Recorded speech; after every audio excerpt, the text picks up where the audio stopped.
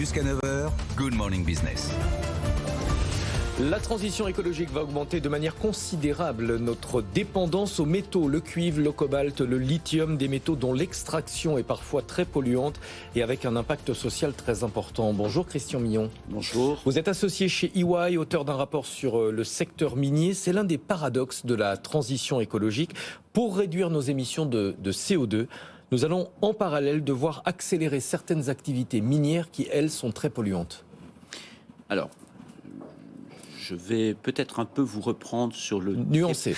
Allez-y, vous pouvez le reprendre. Nuancé sur le très polluante. Aujourd'hui, on ne peut plus et on ne peut pas, sous réserve de sanctions des actionnaires de la bourse, des financiers, être affiché comme une entreprise polluante. Donc, je regardais votre écran TV avec quelques photos de plans miniers que je connais bien puisque ça fait une trentaine d'années que j'exerce sur ces plans miniers. Aujourd'hui, les poussières, on est obligé de les coller au sol, notamment par les aspersions continues. Okay, ce qui pose un autre problème pour l'eau. Mais globalement, le driver, c'est de ne plus être polluant et ne pas être polluant pour les populations environnantes. Donc ça, c'est très clair, c'est un must. Par contre, là où je vous rejoins sur le paradigme principal, c'est que effectivement, le mining n'est plus un chain business comme il l'a été, parce que le mining est devenu absolument nécessaire et incontournable pour produire et fournir les minéraux dont la décarbonation, le going green, a absolument besoin. Vous avez vu que sur le cobalt ou le lithium, on va devoir multiplier par 5 ou par 7 les quantités nécessaires. Ces quantités, ces minéraux existent dans la croûte terrestre, mais le problème, c'est que nous ne les avons pas aujourd'hui et nous en avons besoin pour, je dirais, demain, immédiatement. Alors, en France, qu'est-ce qu'on a ? On a vu Imerys qui annonce qu'ils ont trouvé du lithium et qu'ils vont donc aller regarder dans le Massif central. On est riche en mines en France ? Alors, d'abord, on est riche en mines et en minéraux en France. On est riche aussi de par la qualité du savoir sur la géologie française.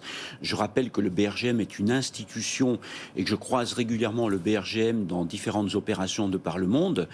Mais on est aussi riche de démocratie. C'est-à-dire que avant de pouvoir exploiter ce que l'on a tous les recours, on a, comment dirais-je, l'ensemble des stakeholders qui doivent se mettre autour de la table, trouver un accord équilibré entre l'emploi, d'une part, et d'autre part, les conséquences sur l'environnement, quel qu'il soit. Et comme, excusez-moi, mais il n'y a pas une gigantesque hypocrisie. On s'inquiète du risque écologique de l'éventuelle exploitation de ce gisement de lithium dans le Massif central. On est beaucoup moins regardant quand ça se passe à l'autre bout de la planète. Alors, nous avons délocalisé notre source de pollution. C'est aussi simple que ça. La réponse est très claire. On préfère que ça pollue ailleurs et profiter des bienfaits de cette pollution en retour chez nous. C'est pareil sur le plan social ? Les enfants dans les mines, c'est terminé ou on a tendance à fermer les yeux quand ça se passe à l'autre bout du monde ? Non. Aujourd'hui, les seuls points encore où c'est critique, et je vais être un peu long sur le sujet, le seul point où c'est critique, c'est dans les mines artisanales. On essaye de structurer ces mines artisanales et on a vu récemment des ONG poursuivre ou intenter en tout cas des opérations en justice contre des grandes firmes technologiques qui auraient pu bénéficier des apports en cobalt ou en cuivre qui auraient été extraits avec le travail des enfants. Il faut que vous nous expliquiez comment ça fonctionne, le lithium. Ça se raffine, ça s'extrait facilement, ça fonctionne comment ? Alors le lithium, il y en a un peu partout, c'est pas tellement compliqué, c'est pas un produit extrêmement rare, ça peut s'extraire de manière assez rapide, je dirais en tout cas beaucoup plus rapide que du cuivre ou du cobalt qui demandent des installations, beaucoup plus compliquées au niveau chimique. Le seul problème, c'est que les découvertes actuelles de lithium ou la production actuelle du lithium sont essentiellement sur 5 pays, la Bolivie, l'Argentine, le Chili en Amérique du Sud, 60%, 20% en Australie et 17% en Chine.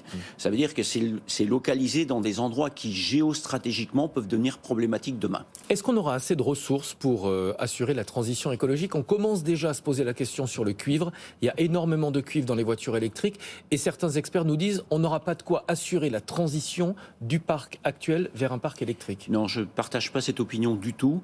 Les métaux sont là, ils sont dans la croûte terrestre. Le seul problème, c'est qu'il faut une dizaine d'années pour monter une opération entre le début des découvertes, donc la géologie sur le terrain, pour la production finale d'une tonne de cathode.